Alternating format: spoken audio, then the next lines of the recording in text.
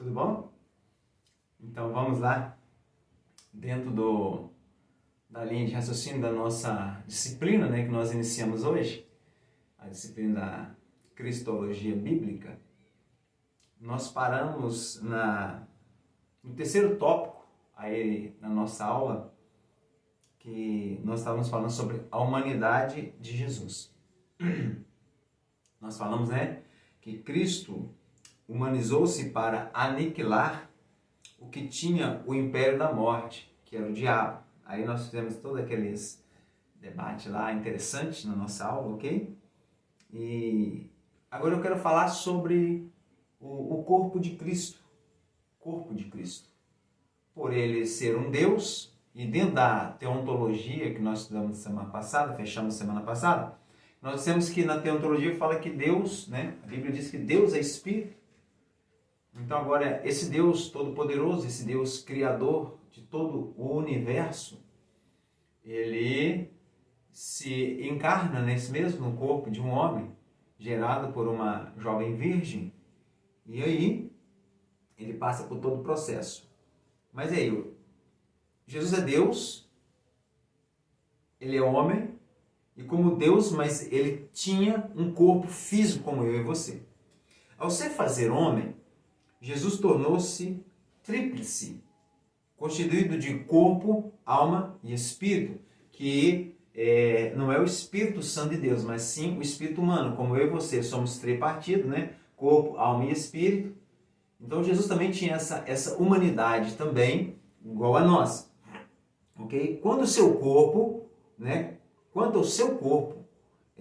ele mesmo disse, olha só que o próprio Senhor Jesus vai dizer, ora, derramando ela este unguento sobre o meu corpo, fê-lo preparando-me para o meu enterramento. Mateus capítulo 26, versículo de número 12. Então o próprio Jesus Cristo, este Cristo, este ungido, que Cristo quer dizer isso, como nós aprendemos também, Cristo quer dizer ungido, ele foi ungido a esta missão. Jesus falou tanto da formação como do sofrimento dele também, e da morte do seu próprio corpo. Em Hebreus capítulo 10, versículo de número 5, vai dizer assim, está escrito, sacrifício e oferta não quiseste, mas corpo me preparaste. Então o próprio Jesus, a própria Bíblia, ela vai dar esse testemunho, que Jesus, como Deus encarnado, ele tinha um corpo também, ele tinha um corpo físico, como eu e você. E quando a gente descobre isso na palavra de Deus, entendendo que este Deus tão grandioso, tão maravilhoso, ele se fez carne para sentir dentro da humanidade tudo aquilo que a sua criação, nós sentimos. Essa predição apontava para a formação do corpo do Senhor no ventre de Maria. Lucas capítulo 1, versículo 35. Quanto à sua morte, Jesus respondeu aos judeus, quando lhes pediram um sinal da sua autoridade. Lá no Evangelho de João, capítulo 2, versículo 19 e 22, vai dizer assim, olha, derribai este templo e em 3 dias o levantarei. E aí os judeus se assustam com essa resposta do nosso mestre, do Senhor Jesus. Que eles vão indagar assim, olha, se os nossos antepassados, em 46 anos, foi edificado este templo, e tu o levantarás em 3 dias? Irmãos? É tipo assim, para quem está de fora, para quem está naquele cenário, imagina aquele cenário lá, e aí eles entenderem isso, e saber todo o processo da construção, e de repente Jesus fala uma coisa dessa, só que Jesus não estava falando daquele templo físico ali, aquela matéria, aqueles tijolos, aquelas pedras. Ele estava falando de si próprio. Você pode derrubar, pode me derrubar, mas em 3 dias eu vou erguer este templo novamente, este corpo. Foi o mesmo corpo que José de Arimateia pediu para sepultar. Então nós estamos entendendo que Jesus tinha um corpo como eu e você. Este foi ter com Pilatos e o pediu-lhe o corpo de Jesus. Então Pilatos mandou que o corpo lhe fosse dado. E José, tomando o corpo, envolveu num fino linho de lençol. Isso está em Mateus capítulo 27, do versículo 58 a 59. Quando as mulheres chegaram ao jardim onde ele fora sepultado, entrando no sepulcro, não acharam o corpo do Senhor. Lucas capítulo 24, versículo de número 3. Então vocês estão percebendo que, por mais que Jesus fosse Deus, mas ele tinha um corpo como nós, ok? E por que eu estou falando isso? Porque nós vamos estudar mais na frente algumas heresias que são faladas sobre o quesito Jesus, ok, irmãos? Sobre o assunto que nós estamos falando da cristologia. Por conseguinte, após a ressurreição, Jesus apresentou-se com o mesmo corpo físico que recebera ao humanizar-se. Há ainda outras citações do Novo Testamento que mencionam o seu corpo após ter ressuscitado dentre os mortos. Isso é muito lindo, isso é muito forte. Amém? Então Jesus, mesmo depois de ressuscitado, ele vai estar com o mesmo corpo que ele havia sido humanizado ali no ventre da Virgem. Ok, irmãos? Então olha só que interessante. Então nós agora entendemos isso. José envolveu o corpo do Senhor naquele lençol e o sepultou no túmulo novo que mandara escavar na rocha.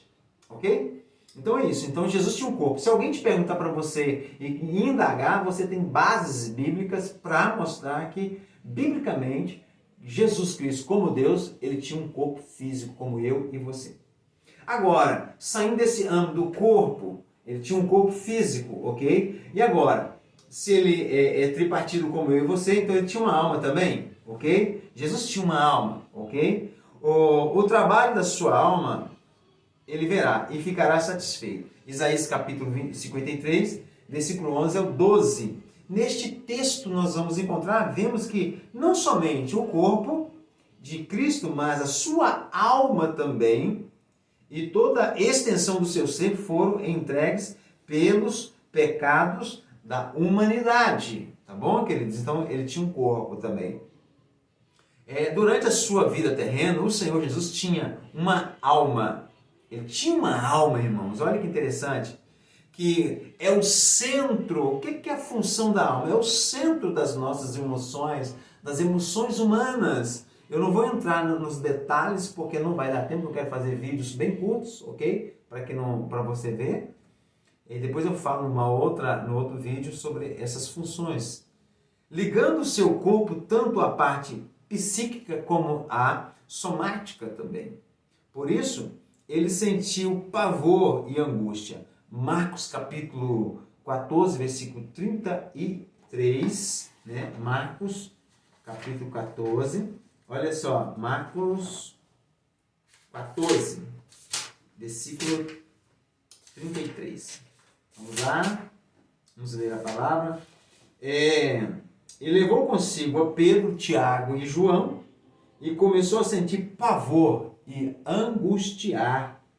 Meu Deus, olha que forte, irmãos. E angustiar-se profundamente. Então, angústia, essa é a função da alma, são as nossas emoções, ok? Então, ele teve angústia pela questão de ter uma alma também. Ele se sentiu indignado também, Marcos 10, 14. Ele teve compaixão, Mateus 9, 36. Ele teve agonia, né? Lucas, vamos aqui, olha que é gostoso quando a gente lê a Escritura, sabe? Lucas 22, se não me falha a memória, isso mesmo, Lucas 22, 44. Vai dizer isso aqui, olha que interessante. Dizendo, Pai, se quiseres, afaste de mim este cálice, todavia faça a minha vontade. Não é Lucas 22, 44, desculpa, irmão. E estando em agonia, orava mais intensamente e o seu suor tornou-se como grandes gotas de sangue caindo sobre a terra. Então, olha só para você ver bem. Então, ele tinha uma alma, ele tinha sentimento, ele tinha emoções, né? Então, você vai encontrar versículo também, João capítulo 11, versículo 35, vai falar que Jesus, ele chorou também e se perturbou também. Então, olha só, a humanidade do Senhor, dentro desse quesito do Jesus Cristo tripartido, né? No seu corpo, Jesus enfrentava enfermidades, dores, né? E experimentava as necessidades básicas do ser humano, né? Isaías 53, versículo 44 e 4, quer dizer, e Hebreus 2,14. Mas as tristezas sempre operavam na esfera da sua alma. A minha alma está profundamente triste até a morte. Marcos capítulo 14, versículo de número 34. O seu corpo e alma são mencionados. A minha carne repousará seguro, pois não deixarás a minha alma no inferno. Salmos 16, 9 e 10. O salmista Davi, nesta previsão, disse da sua ressurreição de Cristo que a sua alma não foi deixada no Hades, nem a sua carne viu corrupção. Então, por mais que ele tinha um corpo, tinha uma alma, mas o corpo de Cristo não era como o nosso, mesmo como homem, era um corpo incorruptível, tanto é que ele pôde ser oferecido como o sacrifício, o Cordeiro Pascual que tira o pecado do mundo, ok? E aí, irmãos, como nós falamos do corpo, da alma, agora vem o espírito humano, ok? Que não é o Espírito Santo de Deus. Há na Bíblia a expressão Espírito de Cristo, né? Que não se refere ao espírito humano do Senhor. Esse Espírito de Cristo não refere ao espírito humano de Jesus. Diz respeito a um dos nomes do Espírito Santo, né? Que nós vamos estudar isso dentro da questão da Trindade ali, né? Contudo, ao se fazer homem, Jesus passou a ter, evidentemente, um Espírito, como lemos em Lucas 23:46. E, chamando Jesus com grande voz, disse: Pai, nas tuas mãos entrego o meu espírito. Ali já crucificado, ok? Então, dizendo o seguinte, que naquele momento ele agora entregava o espírito dele ao Senhor, ao Pai. Amém? Ó Senhor Jesus, ao entregar o seu espírito ao Pai, Jesus cumpriu sua missão na terra. Quando isso aconteceu, ele fisicamente estava morto. O seu espírito voltou a Deus, né? Que nós sabemos disso, que o nosso espírito volta a Deus, sendo mortificado na verdade e na carne. O próprio centurião, ele fez esse encargo de cutucar ele lá com lança para verificar se ele estava morto, ok? Foi em espírito que Jesus cumpriu outra missão. Jesus cumpriu a missão em corpo, em carne, mas nem em espírito também ele cumpriu a sua missão, além da terrena. Ele foi até ao Hades, impelido pelo Espírito, que outrora, quando o Senhor ainda estava no corpo físico, ele foi impelido a ir ao deserto para jejuar 40 dias e 40 noites. E agora, ele já morto, ele é levado, o seu espírito é levado pelo Espírito Santo de Deus ao Hades, ok? Levando-se... Agora o Senhor deveria entrar no Hades em espírito, movido pelo Espírito, para proclamar a sua vitória aos espíritos de prisões, os quais, noutro tempo, foram rebeldes, quando a longanimidade de Deus esperava nos dias de Noé, enquanto se preparava a arca. 1 de Pedro, capítulo 3, versículo 18 ao 20. No espaço de tempo entre a sua morte e a sua ressurreição, enquanto o seu corpo, e apenas o seu corpo, repousava lá no sepulcro, o seu espírito entrava-se no mundo dos mortos. Tudo isso foi possível porque, como homem, ele tornou semelhante a nós, possuindo corpo, alma e espírito. Amém? Então esse é o terceiro tópico da nossa aula de Cristologia, na nossa apostila. Então, o próximo vídeo vai ser o quarto tópico. Nós vamos falar sobre a dupla natureza de